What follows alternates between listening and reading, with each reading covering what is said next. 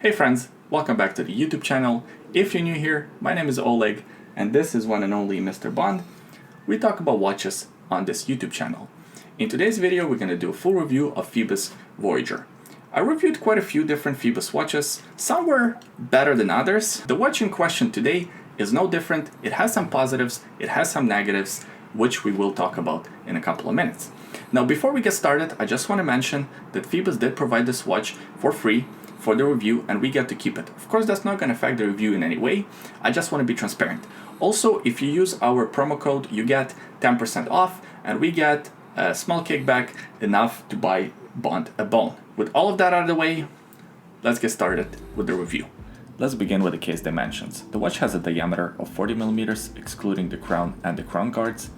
It's 46 millimeters from one lug to another, so from this point to this point. However, the way this bracelet is designed, the first link is slightly protruding, so actually the widest points on the case, this point and this point, are about 50 millimeters apart. It has a lug opening of 20 millimeters, and it's 14.9 millimeters thick, including the domed sapphire crystal. Here's the watch on my 7.5 inches or just under 20 centimeters wrist. 40 millimeter diameter is kind of my preference for sports watches. I think it looks the best on my wrist. The lug-to-lug distance 46 millimeters, or the widest points 50 millimeters apart. Again, really good dimension. This watch should fit medium-sized wrists, no problem. However, the dimension that I don't really like is the thickness. 14.9, almost 15 millimeters. It's slightly too thick, and it looks thick on the wrist. If this was maybe 13 millimeters, it would be fantastic. I think that was a deliberate choice from Phoibos. They wanted to create this 40 millimeter diver, but still have some heft to it. I understand where they're going with this. For my personal preference, I would prefer this watch to be slightly slimmer. Other than that, perfectly comfortable, great weight, 170 grams, a bit on the heavier side, but still acceptable. For another size perspective, here's the watch next to a Seiko SKX, SKX being 42mm, Phoibos Voyager being 40mm. As you can see side by side, they look kind of similar. Phoibos does look smaller because it is smaller. And here's the perspective of a side profile, Seiko being about 13.5mm thick, and Phoibos being again close to 15mm in thickness. 316L stainless steel case and bracelet, brushed finish on top of this case, polished finish on the sides. There's no beveling, no chamfering on the edges. It's just a sharp transition. For a watch in this price category, the finish is actually really good.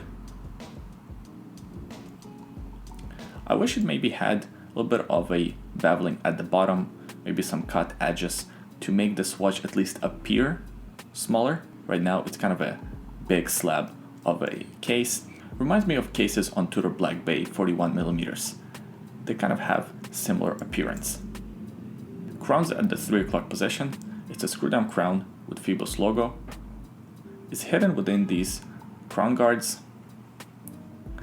Easy operation, good grip on the crown, good knurling. No complaints about this crown whatsoever. The watch has a solid screw down caseback, helping with 300 meters of water resistance. It's a fairly thick caseback if you look from a side profile. Decoration in the center is the Phoibos logo. It's engraved and looks pretty good. Some writing around there, Phoibos automatic, water resistant, blah blah blah.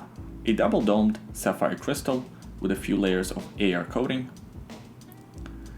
Nice viewing angles. They could add a little bit more AR coating. As it is right now, it's not too bad, but you can see there's some glare. This Phoibos Voyager has a fairly unique bezel. It's a 120 click unidirectional bezel. Bezel action is good. Nice, smooth, solid. Absolutely no back play. So all of that is pretty good. It's a GMT style bezel, so it's not a diver style bezel. The finish on the bezel, it's a stainless steel bezel with this kind of a sunburst, maybe like sandblasted finish, with raised Arabic numerals finished in high polish. So the bezel plays with the light really well. Even though it's not a ceramic bezel, it's not a sapphire bezel, I think the bezel design of this watch is really cool. It kind of reminds me of a Rolex Yachtmaster, however it's not an homage, it's an original design, which I can appreciate. The grip on the bezel is good, it's a fairly thick bezel. Operating it underwater or operating it in diver gloves should be no issue. The edge of the bezel is finished in high polish, plays with the light well, and I think compensates for the lack of beveling on the sides of the case. A closer look at this dial. I really like it. It has cool texture to it. I don't know how you would describe this finish. All applied hour marks, they are in the shape of arrowheads, except for the one at the 3 and at 9 o'clock position. Those ones are in the shape of like these hexagons. Look pretty good, and I think they give a nice symmetry to this dial. Date at the 6 o'clock position. Nice date frame in a silver accent, and actually all the indices have these silver accents that match the color of the watch really well. It's a nice color scheme. Sword hands for hours and minutes, and a lollipop on the seconds hand. Minimal writing on this dial, automatic and 300 meters written closer to the 6 o'clock position, and Phoibos logo printed closer to the 12 o'clock position. That's it. Plenty of lume on this dial, take a look. Even the seconds running track has some lume on it. It doesn't last as long as the rest of the dial, but overall, no complaints about this lume, and if you are a lume fan, I don't think you'll be disappointed. The movement powering this watch is a Seiko NH35 automatic movement. No surprise there, for a watch in this price category around $250, that's the movement you would be expecting. 24 joules, beats at 21,600 vibrations per hour, has about 41 hours of power reserve. This one has a date complication, of course, hackable, hand-windable movement, very solid, very reliable. This one here is beating within 5 seconds per day, which is great. The watch comes in this stainless steel bracelet. At a first glance, it appears to be a Jubilee bracelet, however, it's not. Each one of these is one link, they're not broken down, so it's not a true Jubilee. However, the finish on the bracelet is pretty good. It has brushed outer edges and polished middle link, solid links, solid end links, and new Phoibos clasp. This one is signed with Phoibos logo that's printed on the top. 3 micro adjustments, satin finish with beveled edges, 2 pushers here for the release, and as I mentioned, engineered clasp. It has push style pins. For a watch in this price category, it is acceptable, and for me personally, that's not a big negative. Overall, I do like the design, I do like the watch, the quality is there, it feels nice and solid, it doesn't feel like it's gonna fall apart in your hands or anything. However, I still have a few complaints. Number one, you guessed it, is the thickness of the watch. It's just too thick. It doesn't need to be this thick. But also if you think about it from a little bit of a different perspective, and maybe I'm overthinking this, but bear with me. They chose to go with the thicker case to add more water resistance. Instead of going, let's say, with 200 meters and a thickness of 13 millimeters, they chose to go with 300 meters and a little bit of a thicker case, about 14.5 to 15 millimeters. All right, fair enough. But then they put a GMT bezel instead of a diver bezel. So clearly it's not a serious diver watch. You wouldn't really take this watch diving because it doesn't have a diver style bezel. Yet, in my opinion, they sacrificed some of that thickness for the sake of water resistance. Kind of a puzzling choice. I wish they either stuck with that serious diver watch aesthetic and put a diver style bezel on this watch, or if you're not really taking this watch as a serious diver watch because it doesn't have a diver bezel, put a GMT bezel and reduce the thickness. Just my opinion. The date wheel is not color matched to the dial. It doesn't look too bad on this watch. Nevertheless, it would be nice attention to detail if it were color matched. The quality of the watch for the most part is great for $250. Very hard to find complaints. However, under macro shots, you can see some rough edges around the set of hands, the hour hand and the minute hand.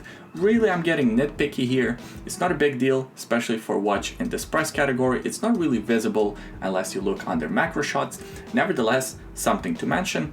And lastly, my personal preference, I wish they went with the proper Jubilee style bracelet instead of this kind of a Jubilee imitation bracelet. The bracelet is good, solid links, solid end links, it feels good, it's hefty to offset the weight of the watch head. Nevertheless, a Jubilee bracelet would be preferred, at least by me. I appreciate you watching this video until the end. Please give it a thumbs up if you enjoyed this review, subscribe to the YouTube channel so you don't miss more videos like this one in the future, and leave a comment in the comment section below. Let me know what you think about this Phoibos Voyager. Are you picking this one up? Are you letting this one go? Did you already add one to your collection? leave all those thoughts below. I always enjoy reading your comments. By the way, today on my wrist, I'm wearing my Casio G-Shock, also known as Casio Oak. I did a full review of this watch. That video can be found on the YouTube channel. I will also leave it linked in the description below. Also in the description below, there are a couple of other links. The first link is a secret link, have a look if you're curious. The second link is a link to bondnatostraps.com. If you're looking for a great quality NATO strap and want to support this YouTube channel at the same time, buying one of these NATO straps is a great way to do so. Thanks for watching this video. I hope you enjoyed it. I hope you're staying safe, and I'll see you guys next time. Bye.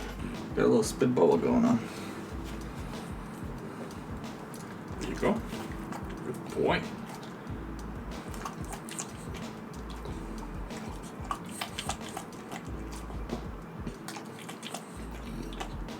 Deserve all the snackies. There you go.